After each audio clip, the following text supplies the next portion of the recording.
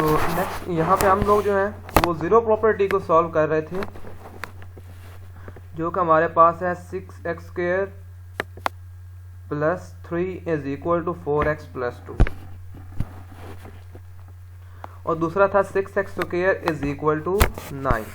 अब पहले को सॉल्व करते हैं, जो कि हमारे पास था 6x² + 3x = 4x + 2। At the start सारी टर्म्स को राइट साइड पे लेके आ जाओ, 4x भी राइट साइड पे आ जाएगा और 2 भी राइट साइड पे आ जाएगा।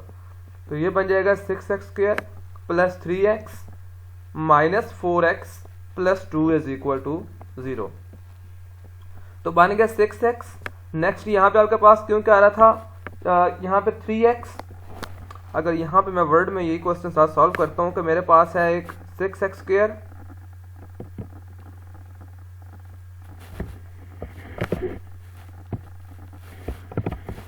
यहाँ मेरे पास था 6x² + 3x, एक साइड पे ये था कि 6x² + 3x = था 4x + 2 यहाँ पे था 4x + 2, यहाँ पे हमारे पास आ जाएगा 4x, इधर आ जाएगा +2। तो अगर नेक्स्ट स्टेप देखें तो सेम यही अब आपके पास क्या बन जाएगा,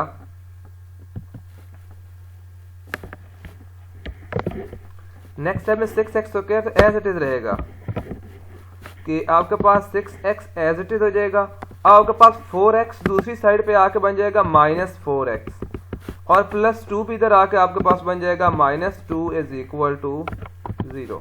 मतलब ये देखें यहाँ पे 4x मेरे पास लेफ्ट हैंड साइड पे आ गया, जो कि बन गया -4x, और +2 भी लेफ्ट हैंड साइड पे आके बन गया -2 = 0। अब नेक्स्ट स्टेप में ये आपको हमारे पास 6x² एज इट इज रहेगा,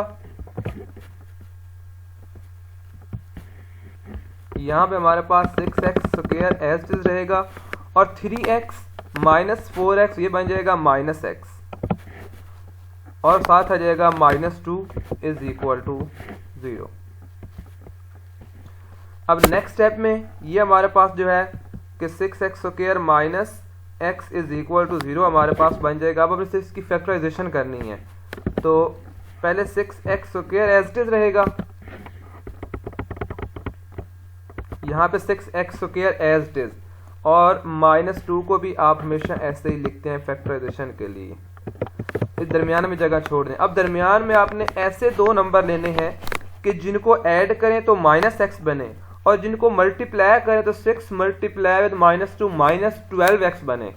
जिनको आप ऐड करें तो आपके पास -x बने, लेकिन अगर आप उनको आपस में मल्टीप्लाई करें तो -12x बने। तो इसलिए मैं यहाँ साथ लेता हूँ एक लेता हूँ 4x और एक लेता हूँ +3x। एक तो हमने -4x लिया और दूसरा हमने +3x ले लिया, क्योंकि -4x एंड +3 आप इसमें से निकाल लें तो आपके पास -x ही बच जाएगा। नेक्स्ट स्टेप में अगर आप यहाँ पे कॉमन लेते हैं कि अब आप देखें 6x² - 4x में से आपके पास कॉमन आ जाएगा 2x।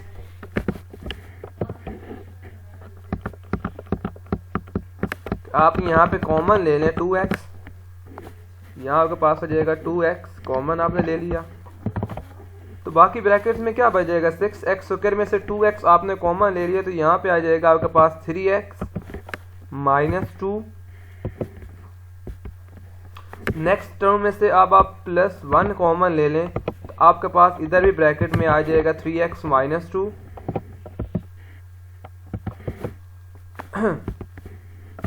= 0। तो अब आप इन सब वैल्यूज को आपस में कंबाइन करके लिख दें, तो आपके पास ये इस फॉर्म में बन जाएगा कि एक तो आ जाएगा ये 2x + 1,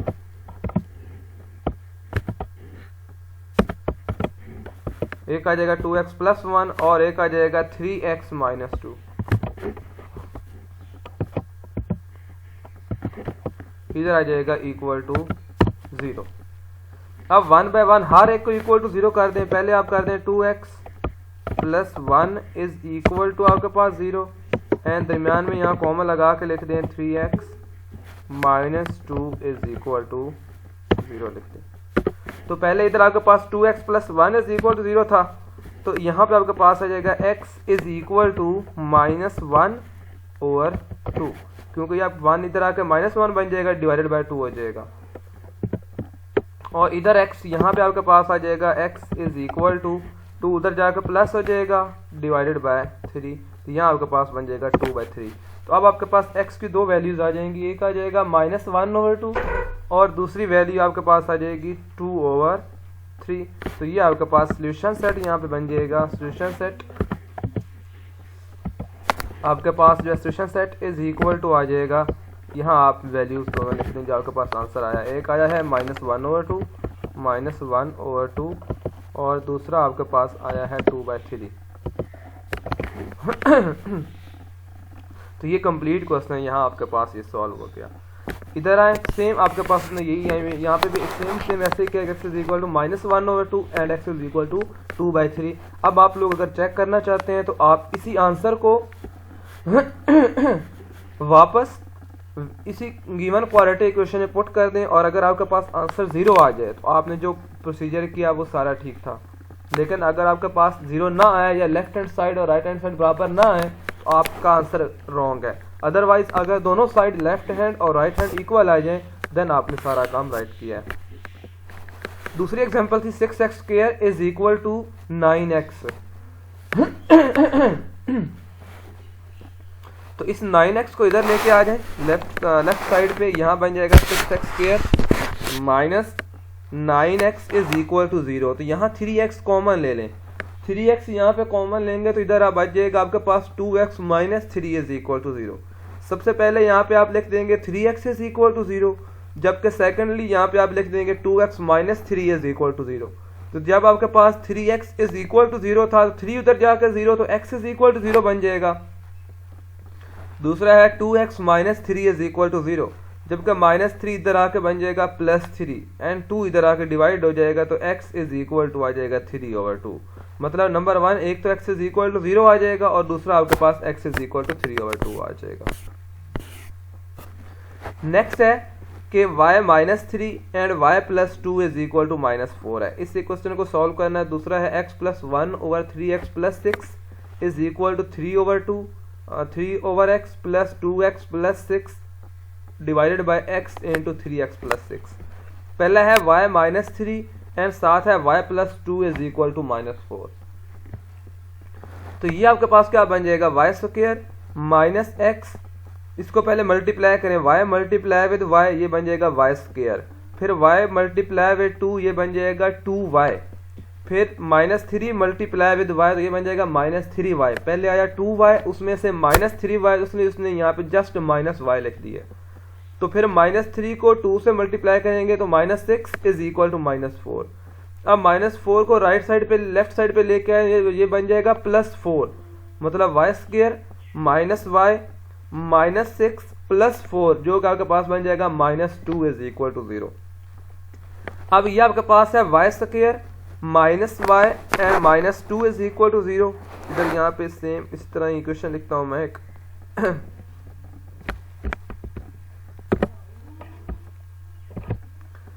यहाँ मैं लिखता हूँ y²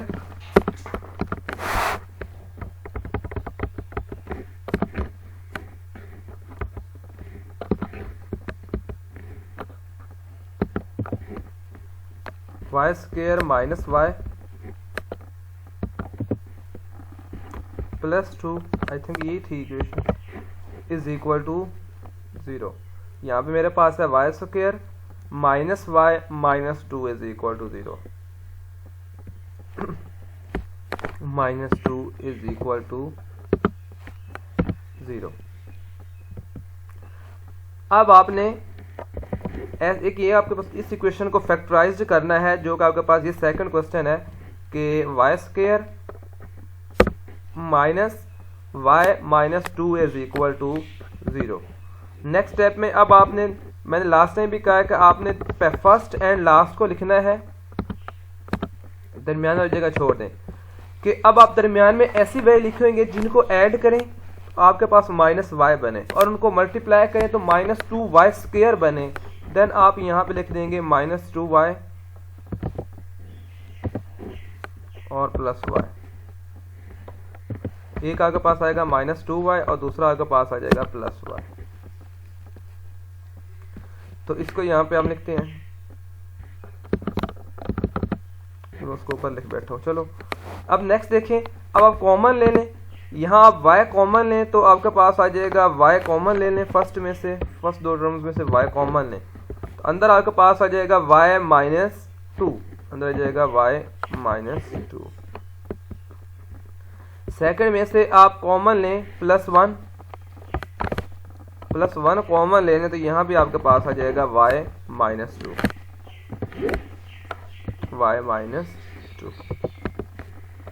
इज इक्वल टू 0।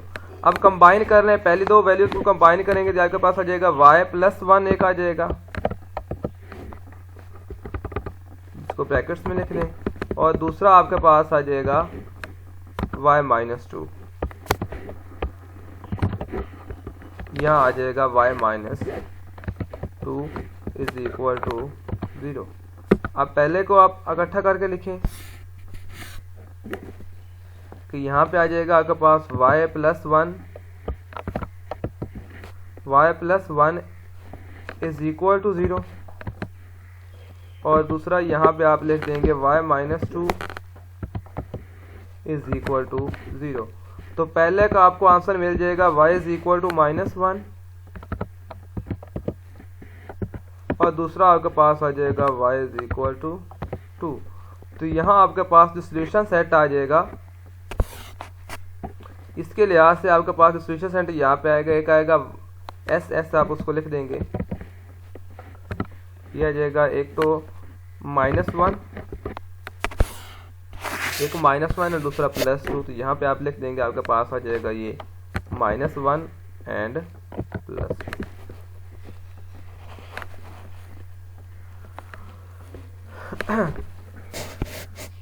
यहाँ पे भी देखें उन्होंने आपके पास आंसर यहाँ पे y is equal to 2 and y is equal to -1 निकाला। नेक्स्ट एग्जांपल थी कि जो कि हमारे पास है x + 1 / 3x + 6 is equal to है 3 / x + 2x + 6 divided by x into 3x + 6। अब यहाँ पे आप सबसे पहले तो एलसीएम देखें, यहाँ आपके पास एलसीएम बनेगा x इंटू 3x + 6। उसने क्या किया, इस पूरी इक्वेशन को x इंटू 3x + 6 के साथ मल्टीप्लाई कर दिया। पहले ये साइड मल्टीप्लाई होगी x इंटू 3x + 6 के साथ, फिर ये 3 / x भी मल्टीप्लाई होगा x इंटू 3x + 6 के साथ, प्लस फिर ये 2x + 6 / x इंटू 3x + 6 भी मल्टीप्लाई हो जाएगा यहाँ पे 3x इंटू 3x + 6 के साथ। तो 3x + 6 यहाँ पे कैंसिल हो जाएगा, यहाँ बच गया x इंटू x + 1 प्लस जब ये पहले इस टर्म के साथ मल्टीप्लाई होगा तो x से x कैंसिल हो जाएगा, यहाँ पे बच जाएगा 3x + 6। ये देखें तो ये 3 मल्टीप्लाई हो जाएगा 3x + 6 के साथ, प्लस यहाँ इसके साथ सारी वैल्यूज कैंसिल हो जाएंगी, यहाँ बच जाएगा वही ऊपर वाली टर्म जो है 2x + 6।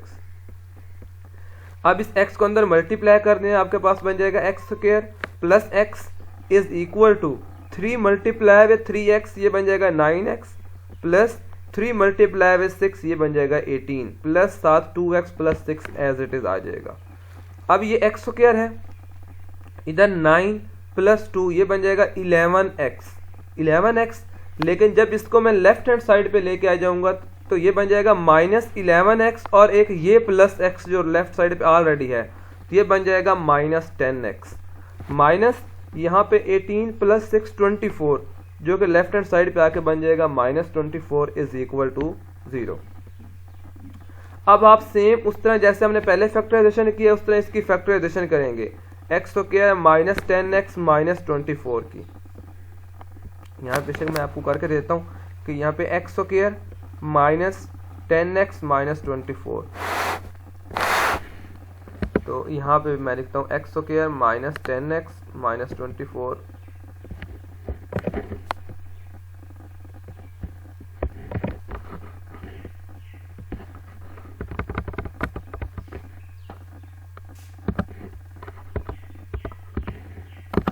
x के -10x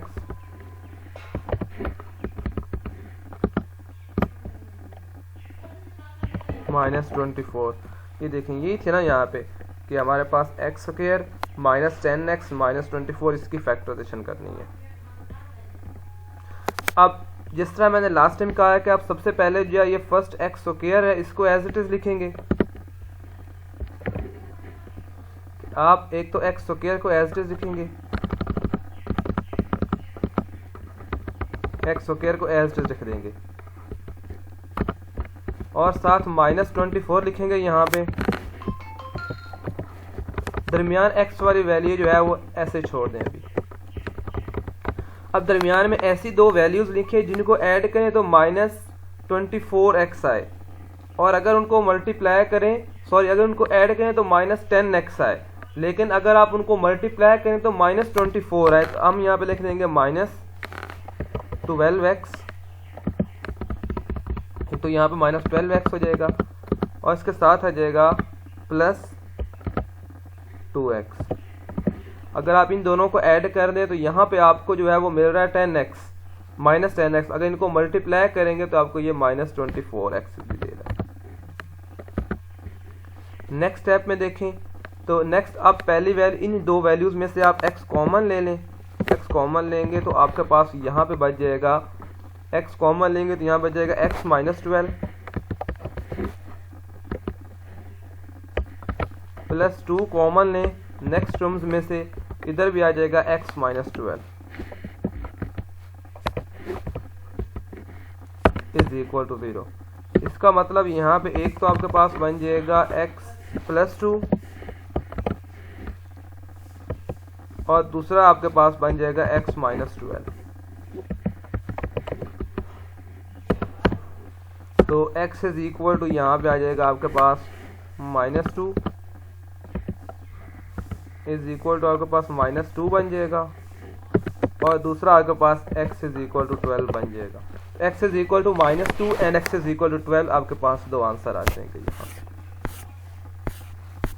नेक्स्ट अब है कि using quadratic formula, factoring does not lend itself easily to solve quadratic equations such as कि आपके पास समटाइम जो है वो डिफिकल्ट इक्वेशंस आ जाती हैं, तो ऐसी इक्वेशंस को आप यूजिंग क्वाड्रेटिक फार्मूला सॉल्व कर सकते हैं। पहला यहाँ पे x² - 5 = 0। इस तरह के क्वेश्चंस आप बहुत इजी सॉल्व कर सकते हैं। -x को राइट साइड पे लेके चले जाएं तो यहाँ बन जाएगा +5, x² = +5। अब आप स्क्वायर रूट ले लें दोनों साइडों पे तो x आ जाएगा ±5। In general we can solve quadratic equation of the form x² = c, कि इस तरह की आपके पास जो इक्वेशन है क्वाड्रेटिक इक्वेशंस हैं by taking the square root. आप ऐसी इक्वेशंस को स्क्वायर रूट से सॉल्व कर सकते हैं। यहाँ उसने मेंशन भी किया है कि नो x टर्म्स के, ऐसी इक्वेशंस जिनमें x 0 है आपके पास, समझो x गिवन ही नहीं है। यहाँ पे उसकी एग्जांपल्स हैं। पहला एक है कि 4x² = 5, तो यहाँ पे देखें 4 आके इधर आके डिवाइड हो जाएगा तो x² = आ जाएगा 5/4, तो x आ जाएगा ±5/4, जिसको आप 5/4 का स्क्वायर रूट है 2, आप इसको लिख सकते हैं ±5/2। दूसरा है 3x² - 4 का स्क्वायर = 9। दोनों साइडों पे अगर स्क्वायर रूट ले लें तो आ जाएगा 3x - 4 आ जाएगा ±3। इसके दो पार्ट बना दिए उसने, पहला लिख दिया 3x - 4 +3, दूसरा बन गया 3x - 4 -3, तो -4 इधर आकर +4 बन जाएगा। 3x = 7, तो x आ जाएगा 7/3। ये बन जाएगा 3x = 1 और x आ जाएगा 1/3। The solution of the general quadratic equations ax² + bx + c = 0 where a is not equal to 0, that is called a quadratic formula and quadratic equations। Next उसने डेरिवेशन की है क्वाड्रेटिक फार्मूला की। आपने just इसका formula याद रखना है, जो है आपके पास x = -b + -b² - 4ac/2a, और a आपके पास यहाँ होता है जो टर्म x² के साथ होती है, b होता है जो x के साथ होता है कांस्टेंट, और c आपके पास होता है विदाउट x एंड x² जो टर्म आपके पास होती है। फिर आपने ये फार्मूला यहाँ पे अप्लाई कर देना, x = -b + -b² - 4ac/2a। Next है use the quadratic formula to solve 2x² - 3x - 6 = 0 for x के, फॉर वैल्यूज ऑफ x आप इसको सॉल्व करें। The equation is already in general form. यहाँ पे आपके पास a इज इक्वल टू 2 आ जाएगा। b को इधर कंपेयर करें, आप हमेशा इस जनरल इक्वेशन को ax² plus bx plus c is equal to 0 को क्वेश्चन के साथ कंपेयर करके a b c की वैल्यू निकाल लिया करें। यहाँ पे a आपके पास 2 आ जाएगा, b -3 आ जाएगा, c इज इक्वल टू -6 आ जाएगा। तो x इज इक्वल टू आ जाएगा -b plus -b² minus 4ac over 2a minus into b की जगह पे आ जाएगा -3 प्लस -b² मतलब -3 का स्क्वायर जो कि आपके पास बन जाएगा +9 minus minus plus 4 multiply by 2 8 बन जाएगा, 8 मल्टीप्लाई बाय 6 ये बन जाएगा 46, 9 प्लस 48 का स्क्वायर रूट डिवाइडेड बाय 4। यहाँ पे आ जाएगा 3 प्लस -57 स्क्वायर रूट ओवर 4। तो अब आप जो है इसको प्लस माइनस दोनों के अलग फॉर्म में लिख दें। एक आ जाएगा x is equal to 3 plus 57 over का स्क्वायर रूट ओवर 4 और दूसरा आ जाएगा x is equal to 3 minus 57 over 4 square root over 4। Next है use the quadratic formula find the solution of x square is equal to x minus 1। तो ये है x square is equal to x minus 1। x left side पे आके बन जाएगा -x, इधर बन जाएगा x square minus x and minus इधर आके +1, तो इधर बन जाएगा x square minus x plus 1 is equal to 0। तो x इज इक्वल टू, अब अपने क्वाड्रेटिक फार्मूला यूज करना है, -b plus -b square minus 4ac over 2a minus b minus into -1 plus minus 1 का स्क्वायर माइनस 4a 1 आ जाएगा और c भी 1 आ जाएगा ओवर 2a। तो यहाँ बन जाएगा 1 प्लस -1 माइनस 4 ये बन जाएगा -3 का स्क्वायर रूट ओवर 2। तो आपके पास ये आंसर आ जाएगा x is equal to 1 plus -3 का square root over 2। Because -3 square root is not a real number, then the value of x are not real. Hence there are no real solution of the equation. कि यहाँ आपके पास real solution नहीं आएगा बल्कि complex square solution आ जाएगा, क्योंकि जब square root में नेगेटिव टर्म आ जाती है तो सोल्यूशन आपका कॉम्प्लेक्स फॉर्म में चला जाता है। यहाँ पे given ax² plus bx plus c is equal to 0। तो यहाँ पे ये याद रखना है कि अगर आपके पास एक गिवन क्वाड्रेटिक इक्वेशन हो इस तरह की कि x square is equal to x minus 1 और आपने जस्ट ये वैल्यू निकाली जैसे b स्क्वायर माइनस 4ac जिसको बोलते हैं discriminant, b square minus 4ac। अगर इसका सोल्यूशन आपके पास आ जाए, इसका आंसर ग्रेटर देन 0 आ जाए, देन आप कहेंगे equation has two distinct real solution. आप कहेंगे जो आपके पास सोल्यूशन होगा वो दो अलग रियल नंबर्स होंगे। लेकिन अगर आपके पास b square minus 4ac equal to 0 आ जाए, अगर आपके पास इसका आंसर क्या आ जाए equal to 0, the equation has exactly one real solution. आप कहेंगे इस इक्वेशन का जस्ट एक ही सोल्यूशन है। लेकिन अगर b square minus 4ac less than 0 आ जाए, then equation has no real solution. आप कहेंगे इक्वेशन का आपके पास कोई रियल सोल्यूशन नहीं आएगा। मतलब ये आपको तीन अलग वैल्यूज का पता हो कि जब डिस्क्रिमिनेंट ग्रेटर देन 0 होता है तो रियल दो अलग आपके पास रियल सोल्यूशंस होते हैं, लेकिन जब इक्वल टू 0 होगा तो exactly just one real solution होगा इसके पास जो कि इक्वल होगा। अगर लेस देन 0 होगा तो कोई रियल सोल्यूशन इसका नहीं आएगा बल्कि कॉम्प्लेक्स सोल्यूशन इसका आंसर आ जाएगा।